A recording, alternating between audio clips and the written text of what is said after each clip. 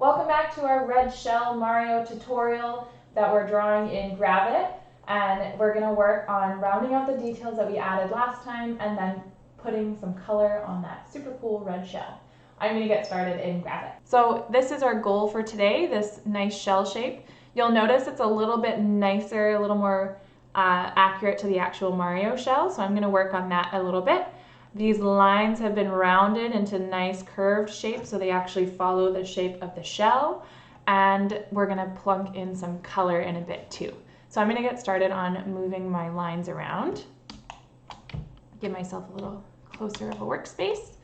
All right, so I need my sub-select tool, so I'm going to hit D, or you can pop here and find sub-select, D, and then I'm going to start rounding this so that it matches the curve of my shell. And I talked a little bit about I can actually just pull the lines around. And that's what I'm going to do for this. Pull these guys. Lay that one straight. Then I'm just going to work on rounding out all of these shapes.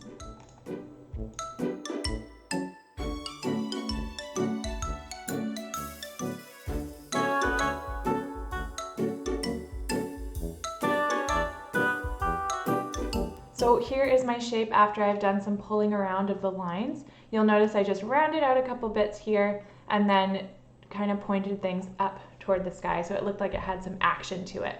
Now I'm just going to work on coloring. So what I'm going to do is if I click and hover over a shape, the line turns red and shows me what I'm actually selecting. So right now I've got the top selected, and over here in this page I've got two things. I've got fills and borders. If you don't see these, they might look like this. You can hit the little plus button, or you can hit this little arrow and it'll show you these things. For fills, what I'm going to do is I want to make this nice red color. So I'll click on this white bubble and I'll find a red color that I think is pretty accurate. Mine's maybe a little bit darker or lighter. And then you'll see you can change what color you have here. You can move it around for a different shade if you want a light one or a dark one. And then you can also change the opacity, which means see-through or not see-through. I don't want mine see-through, so I'm going to leave it right up here. Okay, awesome. And then on this shell, I don't actually have a border. So here, what I can do is I can either turn off the visibility of that border, or I can actually just take it right down to 0 and hit enter. And now that border is gone and it's just the color, which is kind of a nice cartoony way of drawing. So the funniness you're noticing here is these guys just have a fill on them, these lines, and I don't actually want that. This is why I was talking about closing your shapes in a previous video. Otherwise it ends up with these funny just like off in space colorings. So I'm going to get rid of the fill for this one. So 0, or I can just toggle the visibility, and you'll notice that that white went away. And then I want this border now to have a different color to it. So I'm going to click on that line, and what I can do is I can use the eyedropper tool right here, click on that, and it says move cursor into canvas. So then I can go and select that red color, and now what I want is a darker red.